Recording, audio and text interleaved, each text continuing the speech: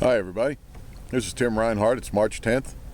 I'm out here on Woods Reservoir and I'm trying something new today that I've never done before. I'm trolling crankbaits out the back of the boat, and they're long lining. They're not weighted down so that they're way behind or anything, but the difference is I'm in the front of the boat facing backwards, letting the autopilot do the work for keeping me going.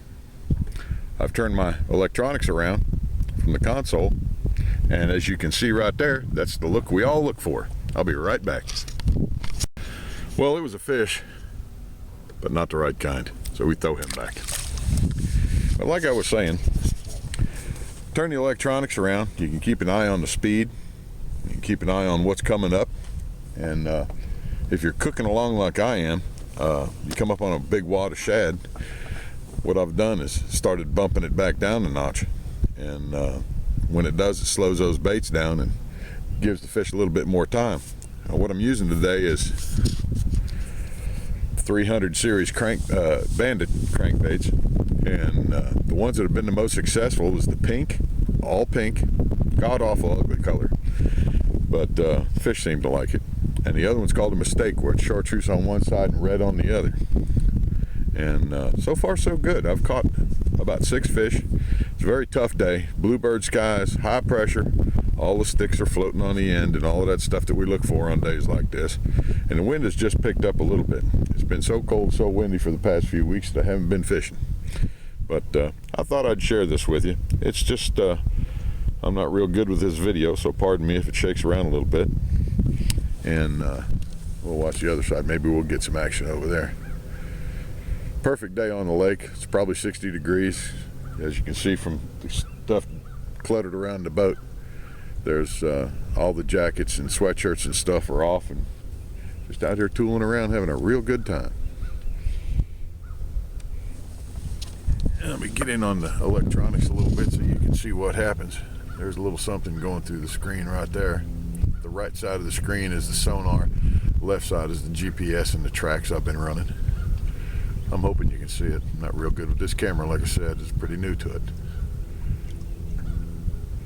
Oh, suspended or fish. Every once in a while you get a big wad of shad and it almost fills that little screen right there on the right side. Pretty interesting. Shortly after that, everything goes right. One of the 2 of the rods go down. It's a lot of fun.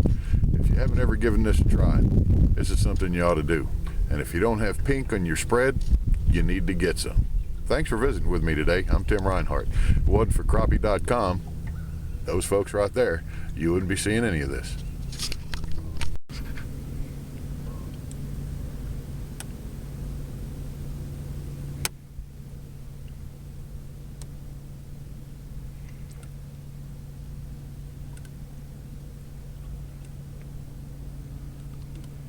There was a good wad of shad went by with some fish in it. Let's see if one of the rods doesn't go down when everything goes through it.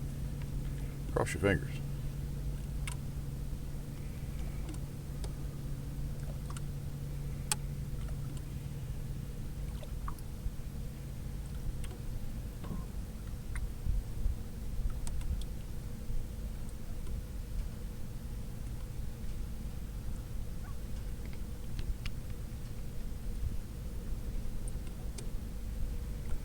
I've got those lines so far out the back of the boat.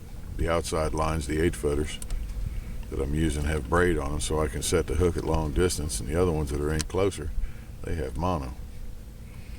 Well, so far, I don't guess anything's interesting.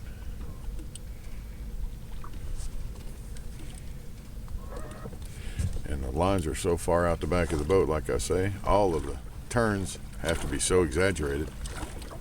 And it's just really tough sometimes to get it done and not get things tangled up, but I've been pretty lucky so far today.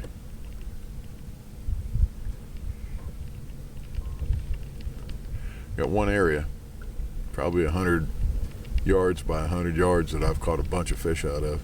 Most everything I've caught's come out of that area, so I'm trying to work my way back through it. You can see the pink lines on the display if it isn't washed out by the sun. Those are fish on the bottom right there.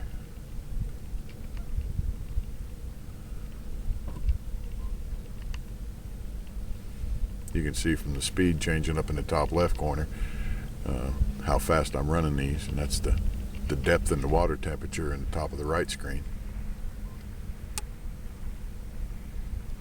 And a little more stuff down on the bottom. And some fish above it. We'll see. Sometimes I go through it, it looks like a giant tree standing there, standing 20, 25 feet up. It's a big wad of shad and a school of fish in it. And it gets pretty interesting shortly after that.